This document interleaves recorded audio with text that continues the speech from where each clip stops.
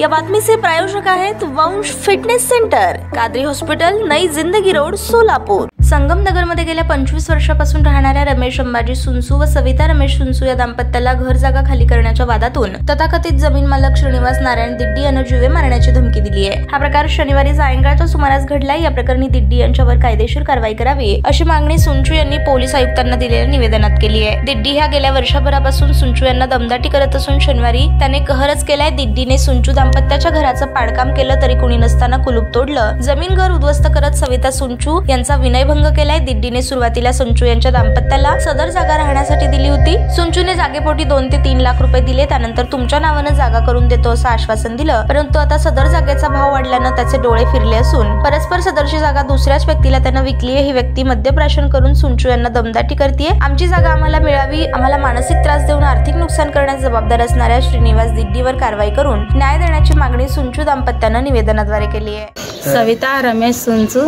संगमनगर 25 ವರ್ಷ నుంచి ఇన్నే ఉంటున్నాం మేము। ఇక నిన్న మేము లేనప్పుడు అంతా పాడాపాడి చేసిండు। తాళం వేసింది ఉండే, తాళం వేసినప్పుడు అంతా తీసి పాడాపాడి చేసిండు। దర్వాజా తన్నిండు, అన్ని దేవుళ్ళు గివుళ్ళు అన్ని వాడేసిండు, బాసన్లు అన్ని వాడేసిండు। మళ్ళీ ఊకలు దమ్ దాటిస్తుండు మాకు, మైనా ఇట్లనే మాకు త్రాసిస్తుండు, దునియా దమ్ దాటిస్తుండు। గుండగాలకు తెచ్చిండు, మొన్న 7 మాటలు తెచ్చిండు గుండగాలకు।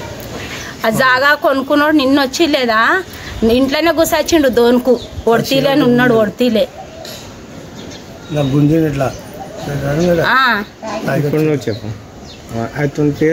తాగిండు, వాడు తాగినోడు ఉండే మళ్ళీ పేరు చెప్పి చెప్పు। ఒడితీలే పేరు 25 वर्ष झालं इथं राहतो, 25 वर्ष झालं इथं राहतो।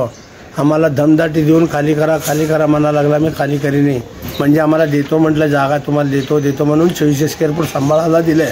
पण त्यांनी काय बोलताय आता देत नाही ते म्हणून दुसऱ्याला विकलो, सोडा म्हणून बोला लागलाय।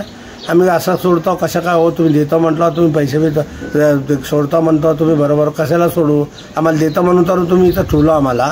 मग तुतारा तुम्ही असं काय केलं।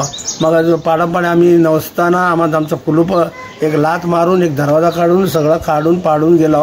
मग आम्ही कुठं झोपायचं, कुठं राहायचं, कुठं जेवण करायचं, आम्हाला कोण नाही। तर आम्ही आणि आमचे बायको, आमच्या मुली आहे एक, तिघच राहतो आम्ही लहान। आमच्या घरात कोण राहत नाही, काय नाही, आम्हाला पोरं बी नाहीत, एक पोरी आहे। आम्हाला एवढा सतून एवढा त्रास करायला लागला, दुनियाचा त्रास करायला लागलाय। आम्हाला कुठं यावं काय नाही, आम्हाला सोची नाही। असं केलंय देते म्हणून आता असं करायला लागलं। 2-3 महिने झाला असंच बोलायला लागलं तरी आम्ही सोडत नाही बाबा म्हटलं, असं आम्हाला तंग करायला लागलाय। मग काय त्याचं आम्हाला काय तर न्याय पाहिजे म्हणून आम्ही बोलायला लागलो सर, म्हणून एवढं वाक्य सर। संगमनगरमध्ये राहायचे आम्ही, संगमनगरमध्ये राहतो आम्ही। श्रीनिवास दिड्डीचं हे 24 स्क्वेअर फूट होतं, हे जंगल होतं सगळं।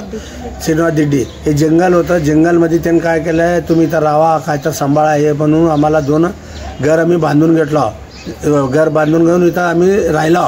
त्यांनी काय बोलतात आता सोडा म्हणून बोलताय। 25 वर्ष जंगल होतं, एवढं चिखलमध्ये लय त्रास द्यावा लागला। एवढं चिखलमध्ये आम्ही, चिखल होतं तेव्हा, हे काय बी नव्हतं, सगळं जंगल होतं तेव्हापासून आम्ही आहे। त्यांनी तर येत नव्हतं इथं, 6-6 महिना वर्षांना बी येत नव्हतं।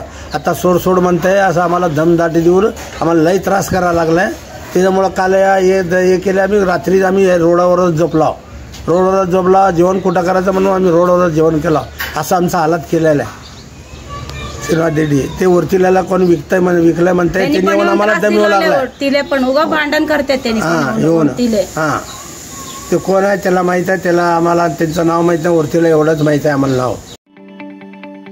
ताज्या बातम्या पाहण्यासाठी प्राईम महाराष्ट्र न्यूज चॅनलला सबस्क्राईब करा।